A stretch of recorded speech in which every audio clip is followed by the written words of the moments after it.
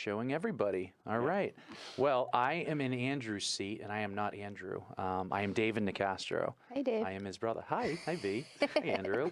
Andrew's in a different seat, and you're going to find out why. It is a comfy seat, though. I usually keep it hot for you. It is hot. It is the hot seat.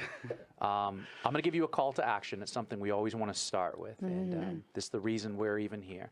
It's to quiet the stigma of mental illness, post-traumatic stress, suicidal ideologies, and all that other crap we vets can muster up. And how do we do this? We do this by storytelling, exposing what's going on inside our brain, and that thought process we do, and that roller coaster ride we can go on as veterans. And how do we do this? We do this with help. We do it with peer support, like me and V. We do this with the help of professionals. We brought in many family members, my brother Andrew, and just moms and everyone out there that's a family member in this community. So we got to do this as a family. The slide of resources is up there. We haven't done this in a few episodes, so we want to do it again to remind everybody. The most important one up there for us veterans is the crisis line. At any time, if you feel like any crisis, doesn't have to just be suicide, anything having to do with your mind, please dial 988, then press number 1. You can also text 838-255, and you can chat online 24/7. It's all these different avenues. Please talk to someone. My friend V here, Service Director of the Gloucester Veteran Services, 978-281-9740. Please connect with her. Go down there and connect with these veterans, connect with her. Lowell Vet Center, Tiffany Lever was episode 9, is up there as well, 978-453-1151. But connect with V first. She'll get you involved. I'll connect you with those resources, absolutely. Yeah, and then we're going to put up the Welcome Home Initiative 2024 retreat schedule. There it is.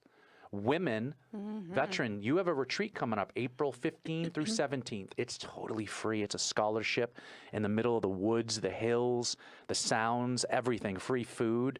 I will be there as peer support and group facilitator. Donna Zephyrin is going to be there from episode number 10. Love Donna. Multiple chaplains are going to be there. Awesome. We're going to healing community. And then we have one in June. I'll also be at that one, and November. So please contact us at bridgingthegapvetspodcast@gmail.com. Give us a call, email us, and we will get you connected to this retreat.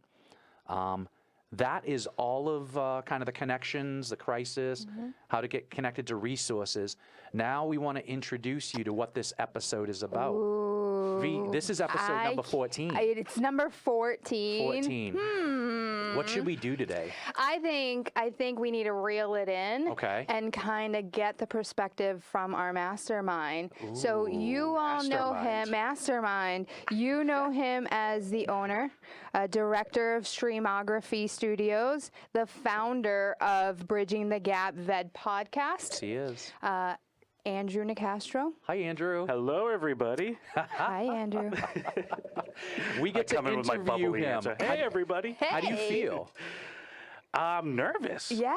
Yeah. This is weird. It is. I'm usually testimony either day. behind the camera or in that seat asking the questions and Directing. Yeah. Now we get to direct and ask the questions to you. I don't tell my story very often. Well, now you will. Interesting.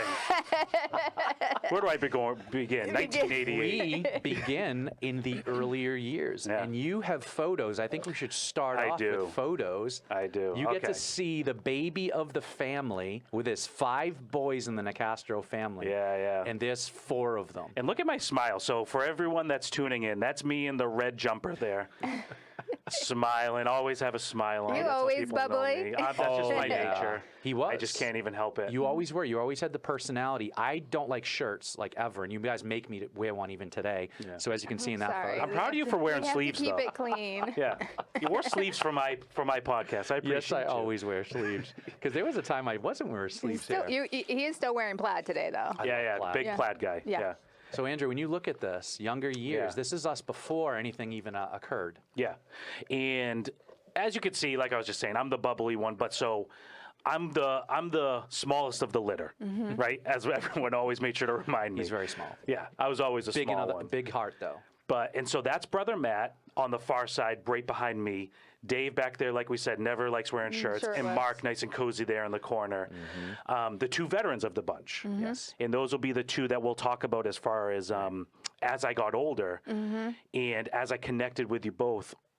what did it mean to me having the veterans from a brother's perspective? And there's Brother Dave with me with my Once onesie. again, no shirt. Yeah, yeah, no shirt. Loving on my brother, though. But we were always super close. Yeah, all of us and the brothers. Yeah. You know, yeah, of course we picked on each other. And with me being literally 10 years younger than Mark and Dave, Yeah. the picking on was much different, right? I was little. They didn't really We didn't really pick They on didn't really pick You know, on I me. feel like you don't really get a grasp on the age difference right now just looking at the Right. two of you, but Yeah. I'm Yeah. looking at these photos and I'm like, wow, you're like a grown man and you're a kid. Right. Right. And yeah, again, just to This- speak to your point. V, this was the summer I'm leaving. I'm 17. Oh, wow. And I'm getting ready to leave. I remember this is my going away party for the family because I remember the clothes and everything. I am saying goodbye to my family, the whole family, the big family. And I'm 17 getting ready to go in the Marines, a month away. And we're going to touch on this a lot, but you know, I knew you were going away, but it's not like anyone ever sat down and talked to me about it. Like, Explain what going away actually Right. meant. yeah, Yeah. Right. You know what I mean? Like, so You were I know little. the thing, and exactly. He's 7. Yeah, He's 7 exactly. years old. I'm Yeah. 17, you're 7. Yeah. Yeah. And then same thing with Mark. Right. So I was what, 8? Yeah. Literally 1 year later. Yeah. Yeah. That's right. And quick side note, I wore that shirt for like every picture day. I don't know why. It was your best shirt. I really love that Because you shirt. needed to go get a nice shirt. Mom would always say, go get a nice shirt. It's pictures. And you get the same shirt. Yeah. When you dress yourself, you just dress yourself with the same stuff. I But mean, yeah, kudos to Mom for picking our battles. Oh, yeah. I would have yeah, said, no, yeah. you wore that one last year. Good thing we're not doing her picture days Yeah. because there's makeup involved, and we won't go there though. Staff Sergeant Washington, my recruiter. You know what I love about this guy? Well, I hope recruiters do this, but he came to my cross-country meets. He came to my sporting events. He did a really cool job of connecting with his guys. When you were in and he knew he had one, he wanted to make sure you were training. And he had this older brother / fatherly figure to come to events. He came to every cross-country meet I had when he was able. And I just remember how I look back at it now and go, wow, he went above and beyond, and I respected that about him.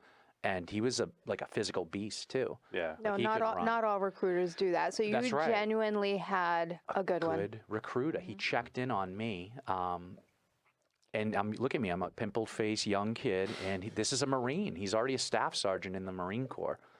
So he's helping young Marines get in. And look at the next picture. Helping multiple young Marines. Is now Mark with staff sergeant. Wow. Beautiful uniform, the dress blues. Mom, I don't think liked him very much. I Well, think by she this picked point two she of might her have been boys. triggered because he put me in, and now it's Mark going away. Yeah. Do you remember him, Andrew? No, I do remember him, and I always remember there was like a sense of like awe. That's what I got a lot, like being the young brother Yeah. with two brothers going into the Marines. There was always a sense, this like, how do I explain it? It's like I was in awe of what you guys were doing, but also terrified of what you guys were doing. And it was almost like this thing that we didn't talk about. Yeah. You know? Did you know what the military was like to be terrified at such a young age of it? Did you comprehend what he was doing? Not fully, but it's like I thought of the worst case scenario. You know what I mean? What's if the that worst makes case sense. scenario? That you could go to war and die. Yeah. You know what I Just mean? saying it out loud. Yeah. And most moms, dads, siblings, I love this person. I don't want them to go over there and die Right. Yeah. because that would hurt. Well, that's typically the association with anyone who enters the military is basically a death sentence. You're signing in yes. to die. That's just what everybody just assumes the military is about. You and I both know that that's not always Right. true, but it's understandable. Yeah. Yeah. So I remember from an early age thinking that that was an option. And again, it was just something that at the time felt like we couldn't talk about it. You know, Yeah. it was it was this presence that was there. It was all around. Yep. But we just couldn't talk about it. So, like, one of my notes was how it felt like we were walking on eggshells whenever it came to military. You know, we were so proud of you guys for choosing to do this. We knew the honor to it. Like I said, there was a sense of awe to the fact that you guys made this decision. But also there was a fear that was walking on eggshells because we didn't talk about that. And I went in 1996. There's no war happening in 1990. It was peacetime. That's why I was. Right. That's why I had asked. Why did you? Why did you have a grasp fear of that? Right. How did you have a grasp of There's no what war. was? From 1996 to 1998, I had been training. I was in an infantry unit, and then I was taken to an anti-terrorism unit. So did you have a knowledge of me, and that was my job? The connection that I had, I would say, was probably more with my Uncle Bruce and how he went to Vietnam. Okay. And so because I heard the stories of, what would be considered the worst case scenarios, Right. and he ended up dying as a result of Agent Orange, which came from the war, I had more of a connection to that than I did much of anything else. Did you have cousins that were around your age? Oh, yeah, quite a few. Would you talk in secrecy? No, not to the cousins either. Okay, because I know, when I was younger, I'd talk to my cousins about different things that were taboo to speak openly with the family. So I wondered if you did that with your cousins, outside of. More so with school-age friends. Okay. When I was in school, and, one of the pictures we'll see, because I dressed in a costume, a group of us dressed as military men, as soldiers, but more so with school-age friends. Yeah. They would always ask questions about, what are your brothers doing over there? Are they shooting people? That question would come up all the time. And once the Kenyan bombing happened, I knew that was a legitimate option. Yeah, so 1998, David goes into Africa for the embassy bombing that happened in Nairobi, Kenya. And you knew about that. How did you find out? So I found out about that because it was all over the news, and at some point it was communicated that's where you were. It was all over the place as far as the Kenyan bombing. So I just knew that's where you were, but that was kind of the extent of it. Right. I didn't know anything else other than that. No, nothing from Mom that something was going on? Well, outside of the fact that he was in Kenya. Never discussed him ever being in danger or anything like that? Never really talked about it, More of just like, he's in Kenya, but it's all okay. Okay. But that, I know my mom was just trying, like we just saw, she was trying to hold down the house for me and Matt and the rest of the household. It just goes to show how much she was shielding and protecting you. Right. That you had no idea outside of the household. You had no idea what was happening other than what you saw on the news and the TV or word of mouth through friends. That Mom really kept it together for you guys. Right. Yeah. Because I don't know, if I'm trying to imagine me, I was a sensitive young guy. I remember there was one time where a couple of the brothers were just wrestling, and I was the one that started crying. Watching. Yeah. I was like, Mom, our house is falling apart. She's like, Andrew, what are you talking about? They do this every day. They're boys. Boys are just being boys. Yeah. And I was the one crying. So good. After 1998, we were peacetime. First Gulf War is over, but after, Al Qaeda and Bin Laden hit us, it changed after that. 1998 with the embassy bombing, and then we saw the next year was the USS Cole, and then soon after that was 9/11. And so I from 1998 was traveling quite a bit and being deployed because I was anti-terrorism. And then when the wars kicked off, 2001, it became very real because you had two brothers that were Marines, and they got deployed at the same time to Iraq. And at this point, again, just to put in perspective, so 98, what was I, 16? 17? Is that right? How old were you? No, you were 9. Oh, okay. I was 19. You would be 9. When you went to Iraq, you were 9? Oh, no, I thought you said Africa. Yeah, No. When I went to Iraq in 2004, me and Mark. Right. 2004. So I think you would have been right, 16 or 17. That's what I thought. Yes. Yeah. So when you guys went to Iraq and Afghanistan, I was obviously well aware of the dangers and the situation. And me and Mom couldn't find any of the letters, but I did write some letters to you guys. Mostly from what I can recall, because again, this was so long ago, mostly was just like trying to stay connected with you.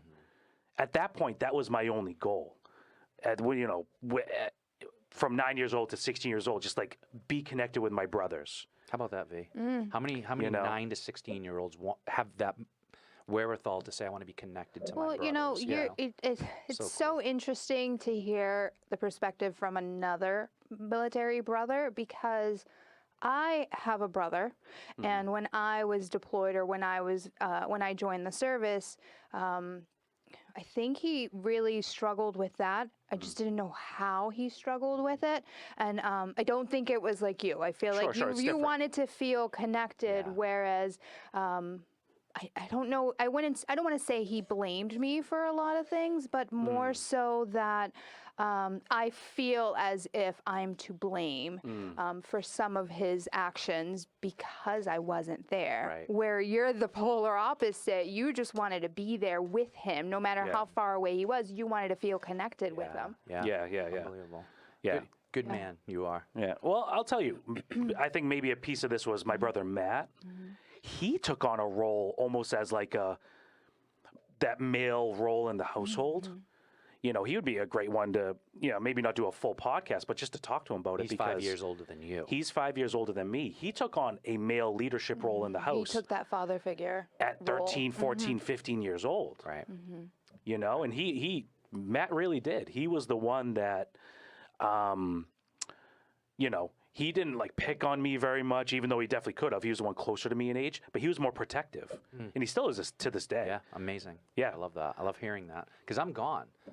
I don't know what was happening in the house from the times I was right, gone. and that's how I feel. Like I have no idea what was happening. Right. I was completely gone, and I only hear the back end of these stories. Like, oh, your brother did this, or your brother's into this, and I need help with this, and it's like, how is this happening? I feel how did you hold down the house this whole time, my 17, 18 years of life, and then I leave, and what is happening? You and I, it's like we flipped the switch and went on mission, and I would have loved to say I wanted to be more. I can say it now. I wish I had been more connected to home, but I wasn't. I agree. We went just all in and just flipped the switch. I agree. Well, our missions were different, right? We didn't have purpose before. Military became our purpose. It became our mission. So we didn't know that we had a purpose to uphold on the home front because we were kids when we signed up. Yeah. 17, 18, we're kids. Yeah, we're kids. And we have that new purpose and we just go. So this is such a good perspective. So Andrew, when you want to get some more photos and we'll talk about those? Sure. So obviously they're not in like any particular order, but so this is when Dave just got back from boot camp. Yeah. So again, look how little I am. Yeah. You know what I mean? And Andrew's the one with glasses. That's the other one's my cousin Rich. Yeah. And then this is here's brother Mark at boot camp. So they're at Paris Island, and my brother Matt, who you just heard Andrew talk yes. about. Okay. Yep, exactly. And then Mom. Yep. On the parade deck of Paris Island, that is Mark with Mom, and then Andrew, and is that John? Is that John? No, that's Matt. Oh wow, he is. It kind of looks like a little man. Yeah, because I wasn't saying. there. He took on a male role, there. or not a male role, a leadership role in the house. I didn't even look at notice. Look at the stance. Like he has a strong stance. Wow. Yeah, and he had to take that on early. Well, whereas look at me, I'm the polar opposite. I'm like, Mom, support me. Leaning on Mom, it's hot. Wow, I love seeing these old photos. It's been so long. Oops, went too far. Yep, and you're down there in Paris Island. Yeah, walking so you around. That's the challenge course. You climb the ropes and you go down with the water there, and you can fall into the water, which most of us do because the drill instructors want you wet. So again, when I was like at the boot camp, the only one that really like I don't want to say it freaked me out, but I understood like was the gas chamber. Like, know how you guys do the gas chamber thing? There was almost this vibe of like, this place is weird. That was the vibe I got as like a little like kid. a cult. We thought so too, as you're getting up to it and going, oh, we know what happens in there. It wasn't fun. Everywhere else was like super cool for us, or at least for me. Like I was like, oh, can I climb these things? And I think the tank is here. Loved the tank. I remember that. My goodness, this just brings back Paris Island memories. I'm not triggered. I'm just like, all right, let's keep going. I'm not triggered, but it is bringing back some good memories. Yeah, and we know that's the statue of Iwo Jima, you know, that they raised in just amazing statue. There's another one of those, Such a famous statue. Wow. And then, so this gets back to So yeah, I think So this is in cute. here. It might be out of order a little bit, but yeah. So, even in school, a group of friends and I talked about like, all right, let's dress as soldiers, and for us, dressing as soldiers meant covering ourselves in scars and blood. Wow, right. Because that's what you thought. That's what we Associated. Yeah, you This is what we associated perceived. that. Yeah. Wow. Like I think I'm holding a machete, actually. And Is that a machete? whose uniform are you wearing? I actually don't know. I'll look at the What does it actual. say I on could the Because that pull looks up. like a real uniform. That's I not a could probably- costume. I could probably pull it up and zoom in on the name if Because I. there's something on It's the hard pocket. to see it. Yeah. Well, Definitely have this is something. this is the U.S. Army side. Yeah, that This could. is Is the that what U.S. it says? Army. Yep. The name tag would be on the other side. Correct. So you have someone's So actual someone's uniform. yeah. Yeah. Really I cool. actually am not sure. Yep.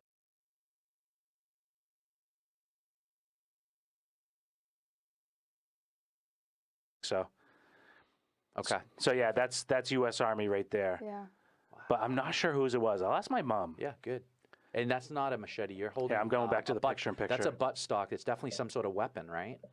Like a rifle. I don't know. Yeah. I'm not even All sure, right, honestly. so moving on. Yeah. On And that then tank. on the tank. Ha! Yeah, I knew they were out of order, but yeah. It's cute, right, V? It is so cute. So there was definitely a sense of pride. Yeah. You know what I mean? You definitely could have tell by that. my stance. Like there's a sense of pride in my brothers and my family, Oh, my family absolutely. military heritage, and that comes with veterans. We always had that for sure. Wow. And then here was the group of us. Yeah, yeah, Everyone's in camo. Just yeah. doing what boys do. Yeah. And these are some Mark awkward and years. Andrew, Yeah. Mark and Andrew. Because you're getting into your teenage years. This is now. getting into when you guys were going overseas And so into me and Iraq Mark and are, Afghanistan. Iraq, and you can even see in Mark's face, like He changed a little bit. we have, how we got to put on a toughness, and we come home with a toughness, and it changes you. Everything changes you. You're never going to be the same again. And yeah, you can even see it. He's in shape, and oh wow, you put that one in there. Yeah. So This was a Now, little what is sick. that? I'm beardless. Yeah. Why did you put that Well, one in in there? case you I'm didn't kinda notice, you were curious. beardless in all of the I know, pictures, 'cause I okay? was a Just in Marine. case you didn't notice that part. I'm just letting everyone know that. Why'd you put that one in there? I'm kind of curious. So, I mean, it's obviously not in the right order, but it's supposed to be more of a progression. Yeah. A progression of time, right? And how we are here to support our veterans and our family members. And this came at a time where you were finally opening up. Right. This was the beginning of this is the start of my healing journey. I Right. knew I had to be different. I didn't know how to do it yet. And I was hurting You were done at that point. with everything. Everything. Yeah, everything. I even left the state police at this point. Right. And I'm putting on a smile, but I don't know what to do with myself, but I know I need to heal. And this was a picture that we took on Gutaba Beach with the water behind us. I said, brother, he was hurting too. Yep. I go, let's take this picture because after this, we're going to move uphill and journey this together. This was supposed to be later in the pictures, but the whole talking about walking on eggshells, this was where it felt like we took a step off the eggshells for the first time. And that healing journey finally started for both of us, actually. Right.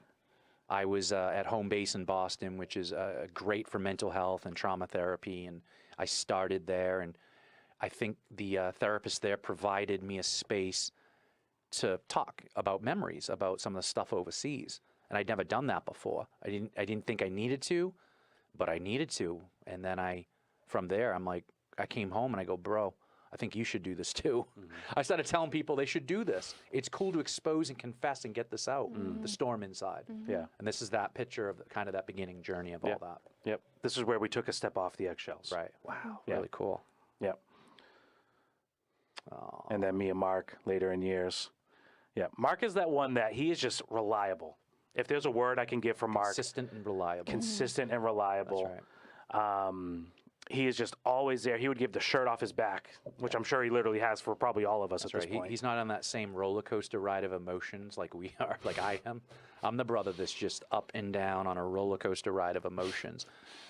In that healing journey, opened myself up, but it allows you to feel everything, feel deeply about everything. And Mark is just kind of this guy who just goes straight ahead, not really on the ride like I can be. Yeah. I feel great today. I feel horrible today. I feel great today. It speaks to how unique each individual is, and how each individual needs to cope with things, and the different types of coping mechanisms, and how they work for some and not for others, because we are each individuals. Right. Like, I love the retreat setting. I love group therapy. I love being in the presence of peer support. And I've invited Mark to the retreat, but he's not in. That's not his thing. It's not his thing. Right. Yeah. So what is his thing? Pickleball. He loves pickleball. He loves pickleball. He's active. But he does love volunteering, right? Yeah, like he service. volunteers at the He's a open door. service-oriented That's right. individual. He serves. Yeah. He likes to serve quietly, and that's what fills him up. That's That's good. absolutely right, actually. Yeah, he was Volunteer of the Year for the Open Door last year. Was Yeah, that last year yeah, or the year yeah, before? he was. Yeah. Oh, wow. Yeah. Yeah. Yeah, I know, right next door to you. All right, let's see. Then there's me and Matt, like, I don't know, during the pandemic, obviously. Yeah, but that was that's Mother's Day, and we brought her Yeah. to the paint night. paint night up at next to Kings Bowling. What's that place? Linfield fun. Marketplace. Linfield Marketplace. Muse Paint Bar. That's what it was. Yeah, So cool. yeah. There's our entire family. And you were asking about cousins. Yeah. We are close to our cousins as well. Yeah. My cousin Rich is in the middle with the hat. His dad was Uncle Bruce, who was a Marine in Vietnam, died of Agent Orange. And we believe our Uncle Bruce, who died of cancer from it, passed it down to Rich, and Rich died of similar cancer at the age of 50. Oh, wow. So I think vets of the Vietnam War know sometimes they can pass down some of those ailments and stuff to their children, and this was really sad to lose Rich last year, actually. So we're just very close as brothers and cousins. Yeah, very close. Yeah, I will make a quick side note. No one else got the memo for the costumes in that picture.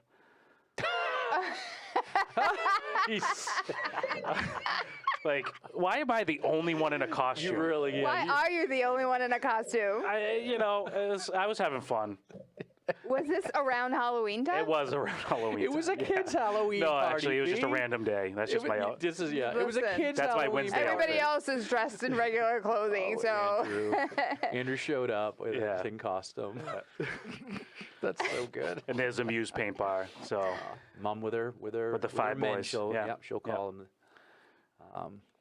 yeah. Cool. Wow. Again, there's the rest of us. But yeah, we are super close. Yeah. And we were always close. And so I feel like, especially being the youngest of the bunch, there's always been this vibe of we have to protect Andrew. And I get that. I totally get that. Now with my children, obviously, I would do anything in the world to protect them. But it was almost like we felt by protecting that meant sometimes avoiding hard conversation or just straight up keeping them in the dark about things. Right. And to your point from earlier, V, it's not really in the dark because whether I'm at school or whether it's on the news, I'm hearing of these things from some source. So that was like when we were talking about like our notes. Even though you think you're protecting them, you're really not. You're keeping them in the dark. You are. That's really what's happening. If somebody's holding it in, you're still affected. Yeah. Right. There comes a point where you have to have those hard conversations with your children and expose them to the real world and the truth, your real truth, early enough where they can understand and comprehend it, not when it's too late and you're, What if it's you're hard eating all of these. for the parent? Because it sounds like it could be really difficult for someone who's trying to keep it all together to raise young children. How if she opens that box, she might fall apart herself. And she might, and then it opens up the aspect that she could benefit from connecting with someone that can help. Right. I mean, we heard Mom's testimony and how it was really other people around her that started noticing, like we need to do something. She's holding it in, she's holding it in, and she's doing her best. And it's the outside world that's looking at her saying, you need to connect with somebody. You need to talk to someone. You need to put this out in the open because it's not going to do you personally any good. And she came from that generation, that World War II parent in there, and she comes from the Vietnam generation of we just hold it all in. And we just, how would Adam say it? Pick up by the bootstraps and just keep going and just put her head down and go. Yeah. And she is that woman. But now she's, even later in her life, she is sharing and processing and communicating. And younger There's parents nothing should be wrong doing with the that. same. Yeah, there's Yeah. nothing wrong with that. There's nothing wrong with sharing your stories, putting it out there, sharing with the world what the real world is actually like. Yeah, It is not tough. this fake facade on Facebook, and it's not always us smiling and being on vacation and partying and all this craziness. right. There is a real tough world, world. and how do we navigate that real world? Mm-hmm. And we only learn how to navigate it by putting it out there. That's right. And it's a tough world right now in this place. Right now, It as is. we're talking, it's very It difficult. is. And they are conversations that are very hard to have, but they are conversations that need to be had. Yeah. And to your point, as far as needing to have, like, so Mom, she was learning on the fly how to be a parent while doing all of this. Right. And that support around her really was helping to push her forward. But, you know, now as a parent, I'm learning as I go here as well. We're all learning as we go. But opening up to, you know, I kind of got to take my own advice, right? Opening up to my children about what I'm dealing with. Again, you know, not to go sway from the veteran stuff. But, you know, opening up to my children about what I'm dealing with and about what we're dealing with here in the real world. Yeah. Will teach them how to teach their kids. Absolutely. What they're dealing with in the You know real what? world. And I'll bring it back to Mom's perspective. As a mother of 2 boys myself, I treat each one differently as well. There's one that I want to protect, so I limit how I have conversations with him. And then the other one, I really want to expose him to what is out there. And not necessarily because I think one can handle it and one can't. I actually think the one that I tell more to is the one that I worry more for, because he thinks the world is so... You know who he is. Yeah, right. I know who he is, and he is a gentle giant, and it's almost like he sees the world in a very positive light, and I want him to know that yes, the world is great, but this is how you protect yourself. Whereas you know, the other one that I don't have these conversations with, I feel like He's got that grasp. he's got it. Yeah, he's got that street cred, even though he's never been in the streets. So language is so important, Andrew. And this is what I learned at the Welcome Home Initiative and the Trauma Healing Institute. We sometimes use generalities. So can you explain to the audience what it feels like, or what it looks like to be walking on eggshells? What does that mean? What does it mean for you like to be walking? What did it mean for you to walk on eggshells? Very tight. It felt like I couldn't release what was actually on my heart. Yeah. It felt very confining. Because if you did, what would happen? Just gonna ask I that. know. What did you feel if Right. you did? It's important. What did you think would happen if you did? If I were to bring it up, Did you think you were gonna get reprimanded or And there's a lot of looked people out down there on? feel or this way. hurt, That's why we or want to hurt. say it. or hurt someone by bringing it up, I feel like I would be hurting them by bringing it up. hurting Mom, hurting Yeah, Gabe. bringing up a dark place yeah. that maybe there's a reason we're avoiding it. So in a way, it was you were picking up on the holding it in to protect to someone. protect. Yeah. Right. It was something you learned in the home, and you were doing the same thing. And I know. Right. I know. So that they too. were purposely not telling you stuff to protect you, and you Yes. were purposely not bringing up stuff to protect them. Right. Because Right. I spent my first year in Iraq was how long did 388 straight days within the borders. So in Iraq, so you did every day alongside me, because you're thinking every day you wake up, I have a brother in Iraq. She has a son in Iraq, and another one. So 2 of them. So you would just go along with the day, knowing they're both in Iraq, but walking on eggshells, not telling because it would hurt each other or bring it up. Yeah. That was the general vibe. Is we were trying to protect each other from the hurt Yeah.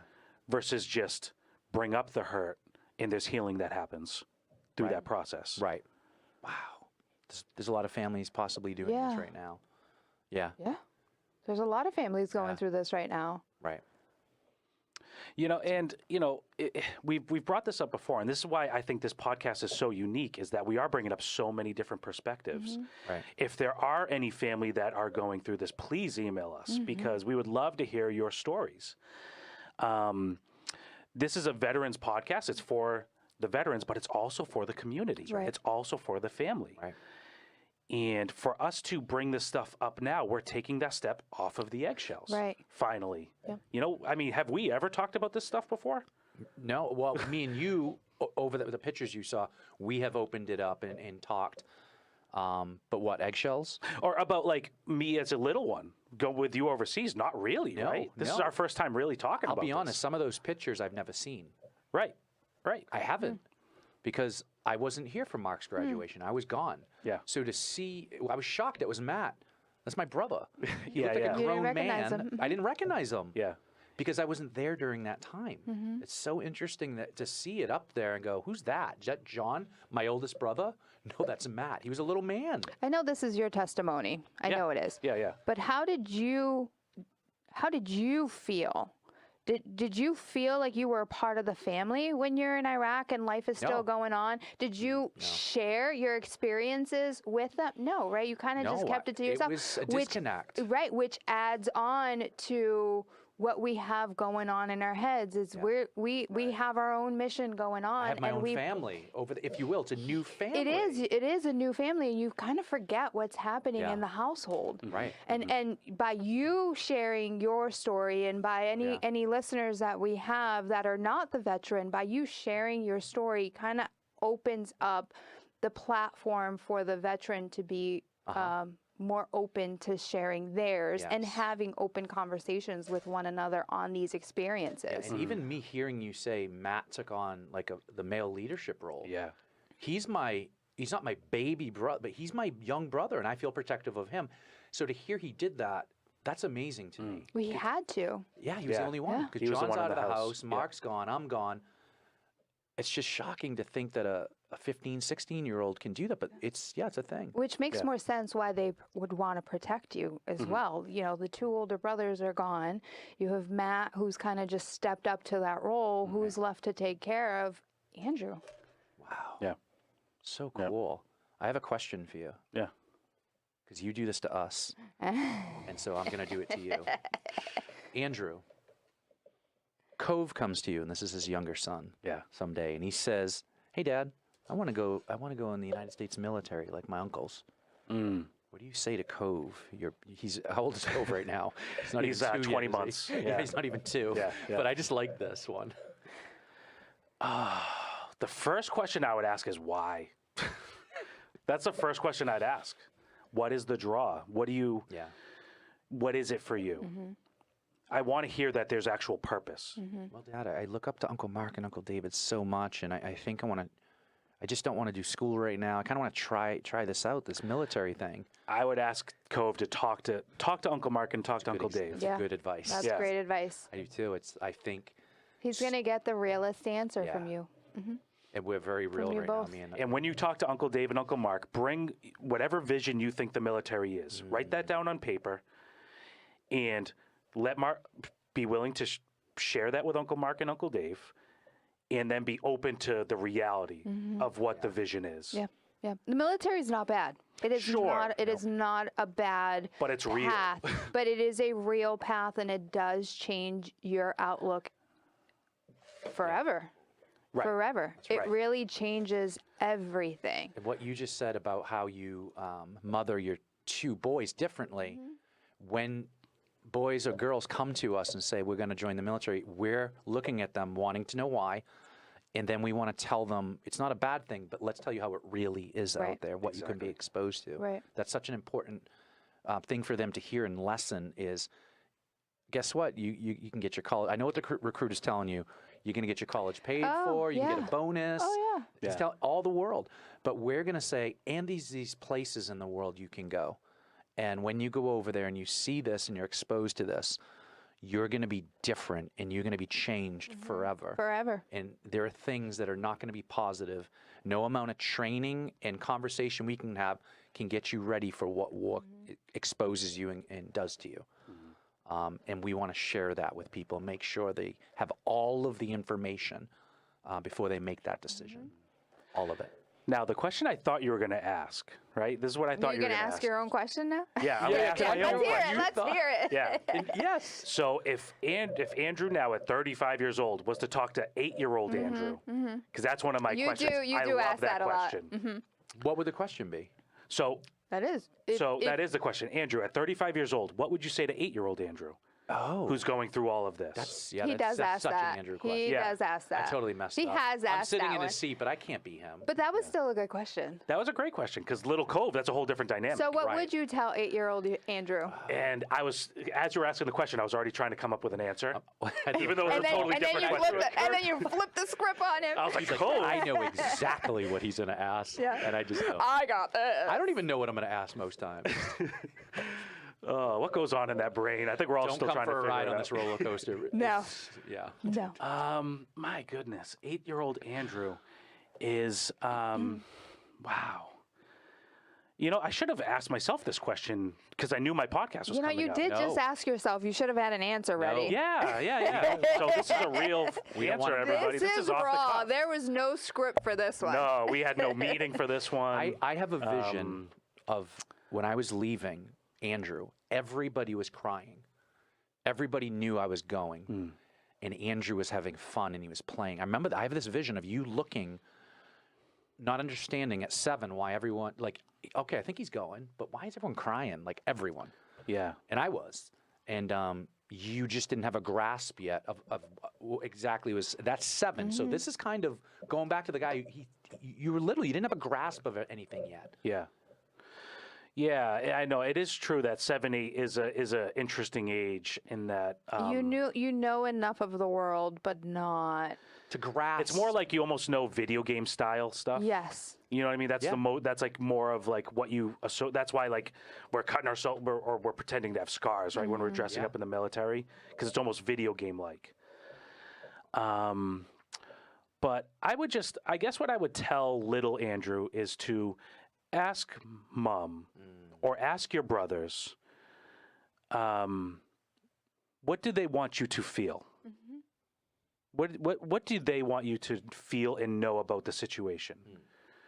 Because it is hard at that age to have such a deep, like, you know, Andrew, you are okay, you are worthy, which are we could all do a whole different other podcast about stuff like that. But it's less about that. I want you to ask questions. Oh, I like that. I want you to ask questions. Yeah, I want I you like to that ask too. questions. I want It's you to okay to ask questions. And I guess that's where I would leave it. You don't Okay. need to be so tight. You don't need to walk on eggshells. Right. You're safe But again, here. remember, We little can Andrew have wouldn't these know. Conversations. That's right. Yeah. He wouldn't really know this stuff. Right. So ask mom questions. Ask brother Dave and brother Mark questions. Ask Matt Make questions. light of the situation. Yeah. Right. Yeah. Ask Matt what he's, what does he think the brothers are going through? What does he think is going on over there? You Wow. know? That's good. That's what I would say to little Andrew. Now, as he got a little older, we would go a little deeper, Right. Oh, absolutely.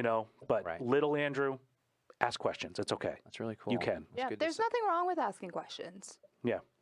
So cool. The different dynamic. Just the five brothers. If I had an older brother in here, John, he would have a completely different story. He wasn't in the home. He was out of the home. Yeah. But he still had his own story, and so does Matt. Yeah. That's so cool. Yeah. Like every family. JJ was what, 1 or 2 by that point? Yeah. When I was 7, 8, Yeah. give or take? Yeah. And this is my oldest brother, John's son. Yeah.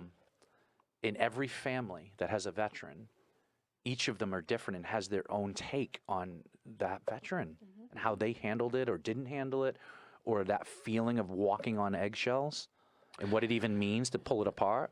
And I guess I'll go back to why ask questions, because we keep going back to the best, or one of the best ways to heal is by surrounding yourself in a community. Yeah. Right? We talk about your coffee socials and how important that is for veterans to surround yourself with other veterans. That's right. Especially ones that are on that healing journey. Absolutely. Yep. So for the young ones, please have them ask questions, because now you're surrounding them with you versus other sources of information where who knows what they're getting for other pieces of information, and who knows what's going on in them. But at least if they're asking you questions, you're getting a sense of what's going on. Yeah. And going back to the coffee social, even that veteran who's not ready to say anything. Oh, yeah. He's in the presence of community, hearing and listening language. He's saying, wow, this Vietnam veteran is sharing his story. Maybe I can do that too. Not right now, it hurts, but he's learning language, how to share and confess and get it out. Well, what I've learned just listening and sitting in through the coffees is that there's military isn't all bad.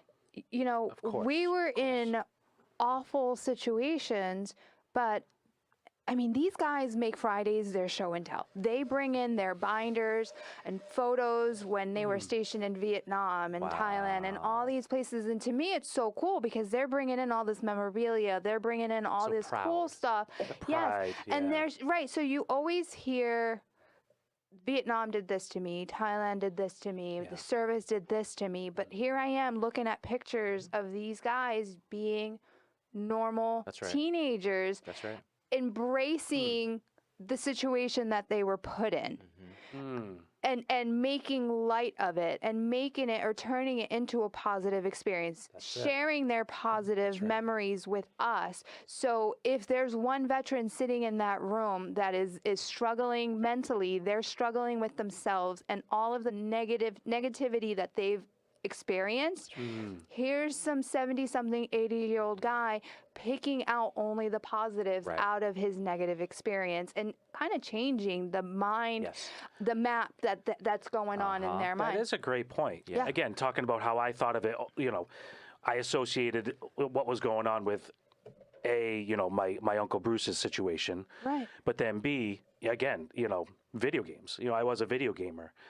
And then kind of if I did ask the questions and if I, you know, or if I was talked to about it, it can be like, hey, Andrew, yeah, there's some tough stuff that goes on over there, but your brothers are forming brotherships. These are real relationships. Yeah. And that's most of the pictures that they're sharing is photos of their families, cohort. their new, their cohorts, their new families, their new brothers and sisters, and these new experiences that they've shared together. Right, because when veterans isolate and they get stuck in a trauma, when you're stuck and isolated and not exposing it, that's when all the bad stuff You can only happen. dwell on the negative aspects of that trauma. You don't, and it's almost like you begin to recreate your own story of that trauma, how you remember it. And every time you remember it, you kind of add on to that memory that may have not happened. There are certain parts of that memory that you remember that might not have happened, but you continue to relive it. And every single time you add on a new memory, a new memory, and a new memory. You're swimming in it, and that's when all the bad things are occurring in our body and in our mind. And something that V said is just having those other veterans sharing positive was doing something, remapping and shifting, so, given permission. It's okay. Yeah. It all hurts. Well, it's almost like, oh, I remember hanging out with this friend, or I remember sharing similar experiences just like you did with such and such and such and such. And it's almost like you start to, again, rechange your memories into more positive outlook. That's right. It's like it's changing the neural pathway and the thinking, because some of us have burnt out circuit boards from what we were exposed to. Some have traumatic brain injury. Some of them literally had their brain bounce off their skull and they're struggling mentally. By being in the presence of people, it's helping in a way shift it, reconnect, given permission to smile, permission to tell a story, permission to be in the presence of men and just listen for a time and share if you want.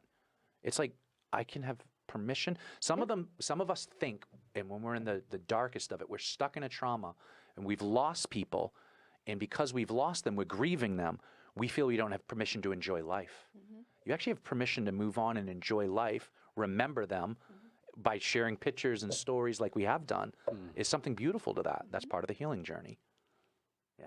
I could tell you, even as a family member of a veteran, hearing about the good makes me feel so much better about you guys serving.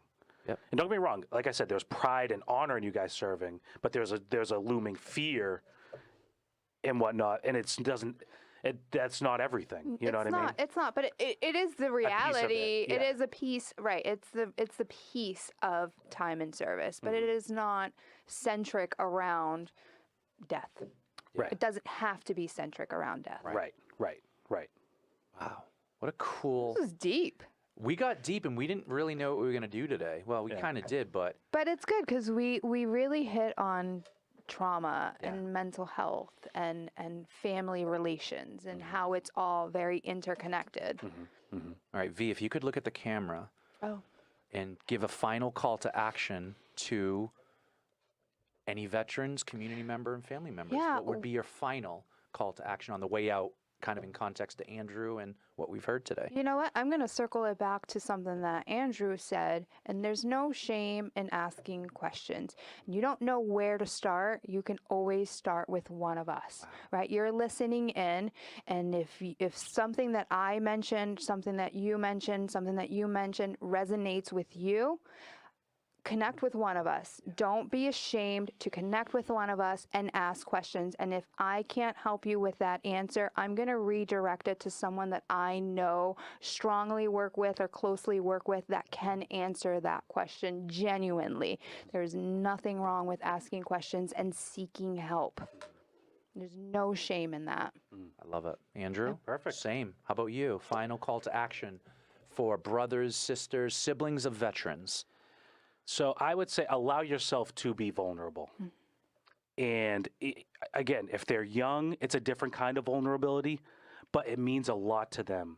And it teaches them how to be vulnerable. So even for the young ones, allow for vulnerability and allow for a safe space for them to share what they're feeling and for you to share what you're going through and what you're feeling, is what I would say. That's great. That's good. I want to highlight again, we don't want to stick to the number a day, the ones who take their lives.